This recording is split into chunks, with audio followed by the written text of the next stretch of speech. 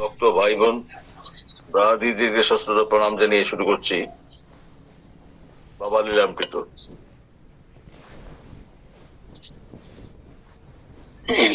জীবাত্মার সঙ্গে পরমাত্মার একাত্মতাই মানব জীবনের সঠিক কল্যাণ পথের দিগদর্শন।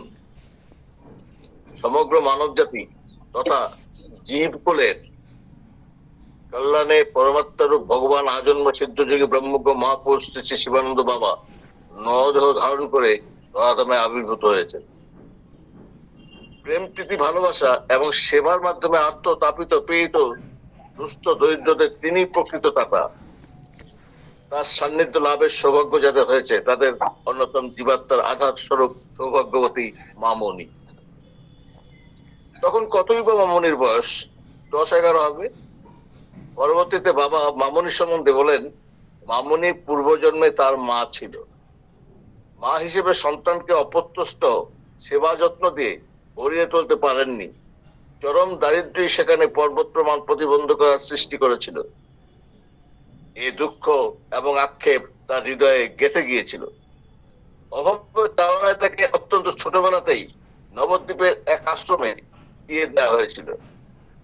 সন্তান বিয়োগ ব্যথার কাতর মায়ের আর সন্তানের সঙ্গে সাক্ষাৎ হয়নি, কারণ প্রায় 2.5-3 বছর পর তিনি ইহজগতের মায়া কাটিয়ে চলে যান।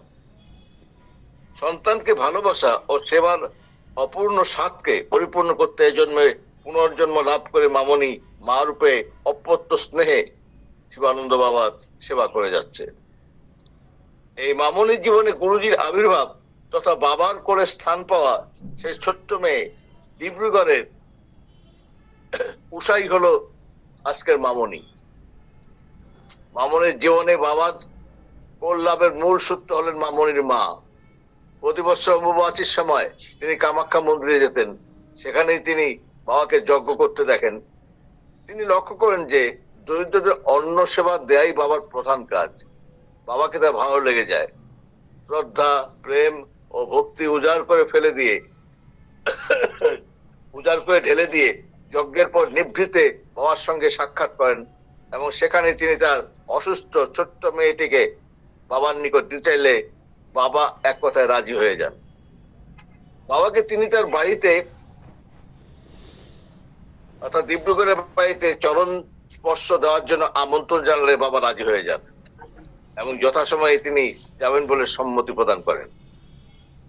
ডিব্রুগড়ে অবস্থানকালে বাবা মামনিদের বাড়ি যাবেন, এই খবরটা মামনিদের দুবোনেরই জানা ছিল না, কিন্তু বাবার অলৌকিক শক্তির প্রভাবে ওই দিন তার দুবোনই বাড়ি ঘর পরিষ্কার করে স্কুলে যায়। শীতের দিন বলে বাবা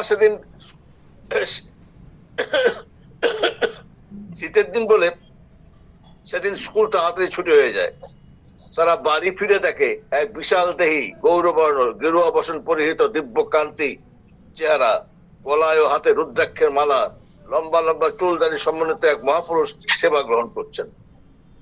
বাবাকে দেখা মাত্র ছোট্ট উষার হৃদয়ে যেন এক আনন্দের হিল্লোল বয়ে যায়। বাবা স্নেহ করে তাকে কোলে বসিয়ে জানতে চান সে হিন্দি ভাষা লিখতে পড়তে পারে কিনা। আনন্দ চিত্তে ঘাড় নাড়িয়ে সে সম্মতি জানায় এবং তার হিন্দি বইটা এনে বাবাকে দেখায়। পরবর্তীতে মামনির উপলব্ধি হয় যে হিন্দি ভাষী রাজ্যে থাকতে হবে বলেই বোধহয় বাবা এটা জানতে চেয়েছিলেন। বিদায় নেওয়ার সময় বাবা ছোট্ট উষাকে গৌহাটি যাওয়ার জন্য বলে যান, কারণ তিনি সেখানে কিছুদিন থাকবেন। বাবা চলে যাওয়ার পর কি এক অমোঘ আকর্ষণে তার মন অস্থির হয়ে ওঠে। গৌহাটিতে বাবার ওখানে যাওয়ার জন্য সে আকুল হয়ে কাঁদতে থাকে, কিন্তু ছোট বলে সবাই বুঝিয়ে নিরস্ত করার চেষ্টা করে। পরবর্তীতে তার মা মেয়ের এই ব্যাপক অস্থিরতা লক্ষ্য করে বাবার ঠিকানা দিয়ে একদিন তাকে ট্রেনে তুলে দিলেন এবং টিকিট পরীক্ষককে গৌহাটি স্টেশনে নামিয়ে দেওয়ার জন্য অনুরোধ করলেন। বদ্ধ টিকিট পরীক্ষক তাকে গৌহাটি স্টেশনে নামিয়ে দেয়। এই প্রথম মামনির গৌহাটি আগমন, তাও আবার একা। স্বাভাবিকভাবে জায়গাটা তার সম্পূর্ণ অপরিচিত। স্টেশন থেকে বাইরে বেরিয়ে সে দেখে 3 দিকে 3টে রাস্তা। কোন রাস্তায় যেতে হবে সেটাও সে জানে না। গুরুর নাম স্মরণ করে সে এক রিক্সাওয়ালাকে ছত্রিবাড়ি বিলপার বলে একটা জায়গার নিয়ে যেতে বলে, যেখানে বাবা এক ভক্তের বাড়িতে আছেন। ওইটুকু মেয়ের কি অদম্য সাহস! তার মনে একটা বদ্ধমূল ধারণা ছিল যে বাবার নাম যখন সে স্মরণ করেছে তখন তার কোনো বিপদই হবে না। রিক্সা চলছে, সেই খালপথ দিয়ে এক ভদ্রলোককে ঠিকানা জিজ্ঞেস করলে তিনি বলেন ওই বাড়ির সামনে একটা সাইনবোর্ড আছে। রিক্সা ওই সাইনবোর্ড সংলগ্ন বাড়ির সামনে থামে এবং ভাড়া চুকিয়ে দিয়ে মামনি ওই বাড়ির ভিতরে প্রবেশ করে। সেখানে বাবার খোঁজ করতে জানতে পারে জরুরি দরকারে বাবা দিল্লি চলে গেছেন, 3 দিন পর আসবেন। সে তখন অকুল পাথারে পড়ে যায়, কিন্তু দমবার পাত্রী নয়। হঠাৎ তার মনে পড়ে বাবাকে যে ভদ্রলোক নিয়ে এসেছিলেন তার খোঁজ করতে হবে। ওই ভদ্রলোকের নাম ঠিকানা বললে একটা মেয়ে তাকে সেই বাড়িতে নিয়ে যায়, এবং সেখানেও বিপদ, গৃহকর্তা ভদ্রলোক নেই, গৃহকর্ত্রীও তাকে চেনে না। যাই হোক, বাবার কথা বলাতে ভদ্রমহিলা খেতে এবং থাকতে দিলেন। গৃহকর্তা ভদ্রলোক রাত্রে অফিস থেকে ফিরে সমস্ত কিছু শোনে। ওইটুকু মেয়ে দুঃসাহস এবং একান্ত মনের জোর দেখে অবাক হয়ে যান। তিনি তাকে আশ্বস্ত করেন যে বাবা 3 দিন পর আসবেন, ততদিন সে তার বাড়িতেই থাকবে। বাবা ফিরে এলে মামুনিকে দেখে অবাক হয়ে যান। তিনি যে কয়দিন গুয়াহাটিতে ছিলেন মামুনিও তার সঙ্গে সঙ্গে ছিল। বাবা বিদায়ের পূর্বে তিনি তাকে ডিব্রুগড়ে ট্রেনে তুলে দিলেন এবং মামুনি নিরাপদে বাড়ি পৌঁছে যায়। অনেকদিন পর বাবা পুনরায় ডিব্রুগড় আসেন এবং সাধনার জন্য ডিব্রুগড় মহাশ্মশানের একটা ঘরে থাকতে শুরু করেন। মামুনি সেখানে সকালে যেত এবং বিকেলে বাড়ি ফিরে আসতো। তার অপটু হাতের খিচুড়ি রান্না বাবা পরম তৃপ্তি সহকারে খেতেন। পরবর্তীতে বাবা যখন লাচিত নগরের সেই ভুতুরে বাড়িতে থাকতে শুরু করেন, সেখানেও সে সকালে গিয়ে বিকেলে ফিরে আসতো। সেই ভুতুরে বাড়িতে প্রায়ই উৎসব চলতো, অন্ন সেবা হতো, কিন্তু কিভাবে সেই উৎসব চলতো প্রত্যক্ষদর্শী মামুনির তা বোধগম্যের মধ্যে ছিল না, কারণ বাবা তো তখন টাকা পয়সাই স্পর্শ করতেন না। রাধারানী ওখানে ডিব্রুগড়ের পাট চুকিয়ে বাবা 1977 খ্রিস্টাব্দের 16 জানুয়ারি বৃন্দাবন চলে যান। বাবার বিয়োগ ব্যথায় মামুনির অশ্রুধারা প্রবহমান। ইতিমধ্যে মার্চ মাসে তার স্কুলের বার্ষিক পরীক্ষা শেষ হয়। তারপর তার একটাই ধ্যান জ্ঞান বৃন্দাবনে গমন। কি এক চুম্বকের আকর্ষণে সে একাই ডিব্রুগড় রেল স্টেশনে চলে আসে। তার মা খোঁজে তাকে সেখান থেকে ফিরিয়ে নিয়ে আসেন। মেয়ের ওরূপ অস্থিরতা দেখে মামুনির মা তাকে গুয়াহাটির বাসে তুলে দিলেন। গুয়াহাটির নিহার ভট্টাচার্য বাবার পুরনো ভক্ত, তাকে লখনৌ ট্রেনে তুলে দিলেন। বাবার নাম স্মরণ করে মামুনির যাত্রা শুরু হলো। লখনৌ পৌঁছে ট্রেন বদল করে সে মথুরা পৌঁছায় এবং সেখান থেকে বৃন্দাবন। বৃন্দাবনে রাধা রমন ঘেরায় বাবা থাকতেন। রিক্সাওয়ালাকে ওই ঠিকানার কথা বললে সে মামুনিকে জায়গা মতো পৌঁছে দেয়। বাবাকে দেখার পর তখন তার আনন্দ ধরে না। বাবা ভাবলেন এই মেয়ে বোধহয় বাড়ি থেকে পালিয়ে এসছে। তৎক্ষণাৎ তিনি ডিব্রুগড়ে মামুনির মার কাছে তার পৌঁছা সংবাদ টেলিগ্রাম করে জানিয়ে দেন। এর কিছুদিন পর বাবা মামুনিকে তার আপত্তি সত্ত্বেও ডিব্রুগড়ে দিয়ে আসেন। সেখানে থেকে তিনি গুয়াহাটি চলে যান। ডিব্রুগড় থেকে ফিরে আসার দিন ব্যথাজনিত কারণে বাবার সামনেই মামুনির দাঁত তোলা হয়। তখন কোনো অসুবিধা ছিল না, কিন্তু বাবা চলে যাওয়ার পর থেকে মামুনির দাঁতের গোড়া থেকে অনবরত রক্তক্ষরণ হতে থাকে। অতিরিক্ত রক্তক্ষরণের দরুন মামুনির নিস্তেজ অবস্থা দেখে সবাই ভীষণ ভয় পেয়ে যায়। এক ভক্ত ফোনে মামুনির বাঁচার আশা ক্ষীণ বলে জানালে বাবা তাকে গুয়াহাটি পাঠাতে নির্দেশ দেন। মামুনি গুয়াহাটি যাওয়ার পর বাবা তাকে ইঞ্জেকশন দেন এবং রক্তক্ষরণ বন্ধ হয়ে যায়। ধীরে ধীরে মামুনি সুস্থ হতে থাকে। বোধ করি মামুনির আকুতি এবং গুরু ভক্তির জোরে বাবা তাকে আর ত্যাগ করেননি, অর্থাৎ মামুনির ধৈর্যের পরীক্ষায় পাশ করে গেল। ফলত বাবার সঙ্গে বৃন্দাবনে গমন। এরপর আর তাকে বাড়ি ফিরে আসতে হয়নি। বাবার চরণে ঠাঁই পেয়ে সে নিজেকে বাবার সেবায় পুরোপুরি উৎসর্গ করেছে।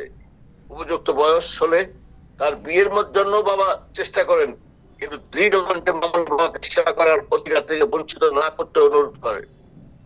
এ নিয়ে বাবার কোনোদিন চেষ্টা করেননি। শিক্ষা, সামাজিক এবং ধর্মীয় অনুশাসন ও অনুশীলনে মামুনি এখন পোক্ত মা হিসেবে বাবার সেবা কার্যে ব্রতী। মামুনির গুরুকরণ একটা চমকপ্রদ ঘটনা। এটা ঠিক যে সবার গুরুই নির্দিষ্ট করা থাকে। বাবার সঙ্গে মামুনির সাক্ষাৎ হওয়ার 4 মাস আগের কথা। ডিব্রুগড়ের যোগমায়া আশ্রমে কালী পুজোর রাতে অনেক ভক্ত সমবেত হয়েছিল। মামুনির মাও সেখানে ছিলেন। পরদিন সকালে স্বামীজি সবাইকে তাদের ছেলে মেয়েদের নিয়ে সেখানে উপস্থিত হতে বলেন। মার কথা মতো মামুনি আর তার বোন, তার দিদি প্রস্তুত হয়ে আশ্রমের দিকে রওনা দেয়। মামুনিদের বাড়ির সামনে কালী মণ্ডপে পুজো হয়েছিল।